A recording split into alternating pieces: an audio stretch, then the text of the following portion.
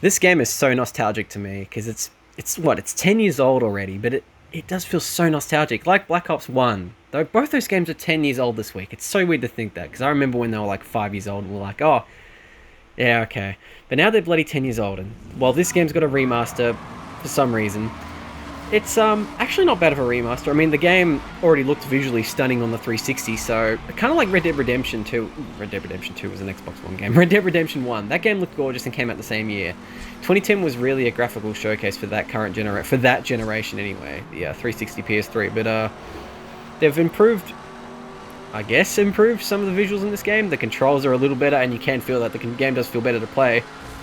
And all the DLCs integrated in the game. And it's crossplay, which is fantastic actually, because I was just playing some multiplayer just before, and it's a blast. It's bloody brilliant, and it's pretty active too, which is really good to see. And I hope it stays active because it's a very solid game. Some cars are overpowered, and I very vividly remember that.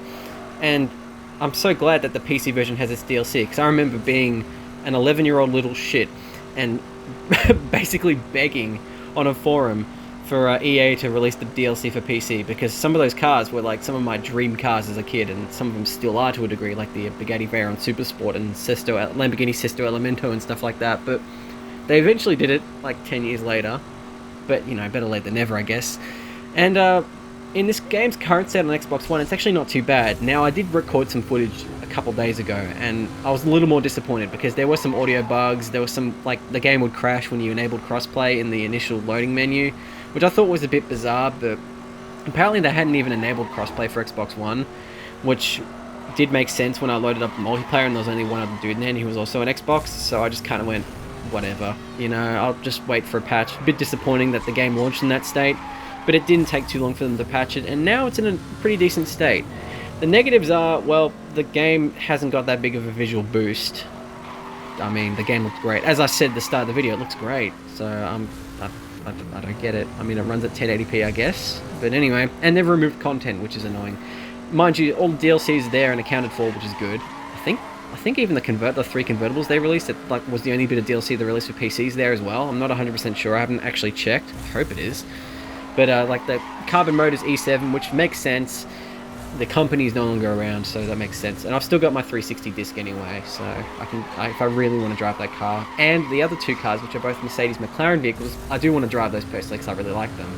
But they're gone, unfortunately. And that'd be due to licensing, I'd assume. But the SLR McLaren is in Asphalt 9, so I don't get that.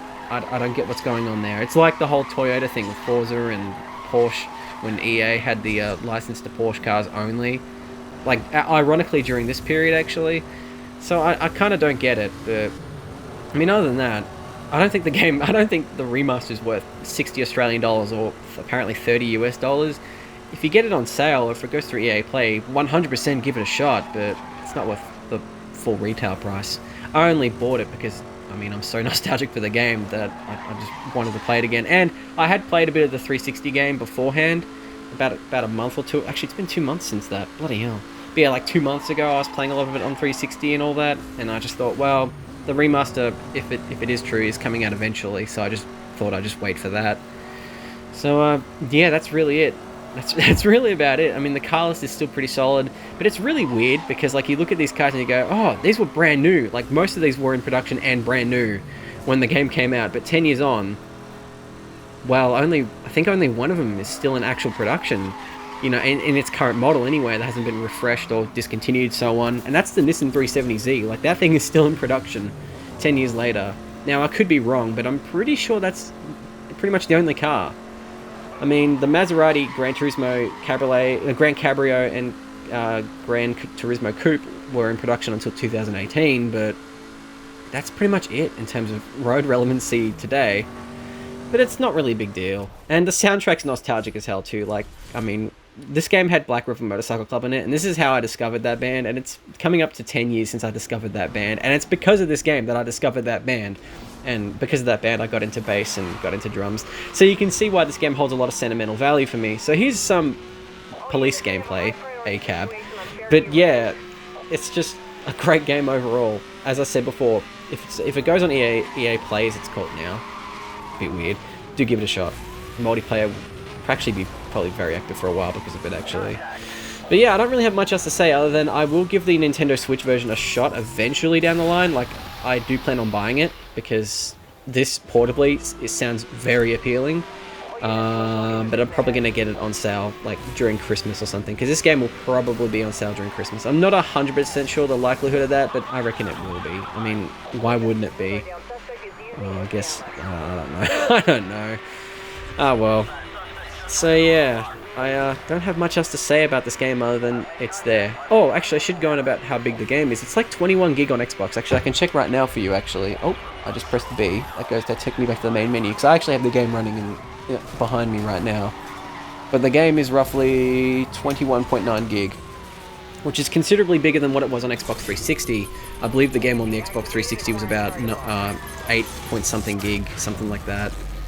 So that was an EMP bus. I kind of find it weird looking back on it. The game is so over the top with its busts and all that you pretty much just kill people as you bust them. And I just think that's just so bizarre. But I guess that's just action racing, I guess. I mean, this game is seriously chaotic, and I remember this would get like my hair standing up on the back of my neck when I was playing it, or seeing even like trailers or like gameplay videos of it back in like 2010, 2011, my old iPod Touch. Yeah, this game's just a little nostalgic, but yeah, I mean, if it wasn't for this game either, I wouldn't have gotten into Pagani's. Like, the Zonda Cinque still remains one of my favorite cars of all time. Several Lamborghinis I've grown a massive appreciation for. Stuff like that.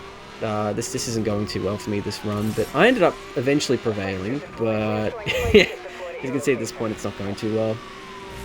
And the speed wall stuff, I mean, I've got no friends playing this, unfortunately, so I really don't have a means to really be competitive with anyone. It's just the thing of just getting gold on all the events, really, which isn't terribly difficult. Some of the events are more annoying than others, but, you know, the difficulty, it seems easier than I remember anyway. Like, there's less rubber banding, although I could be wrong. See, that Alfa Romeo just fucking died, and that's awful to say, because I love Alfa Romeos, and, you know, that car just fell off a fucking cliff. But yeah, that's really about it in this video. This is kind of oh, that Alfa Romeo is apparently alive, apparently. Somehow it survived going off a cliff. But anyway, yeah, that's the end of this video. If you've gotten to this point in the video, this is Need for Speed Hot Pursuit 2010 Remastered for the Xbox One. Future nostalgia. That's all I gotta say. Anyway, thanks for watching. See you in the next video.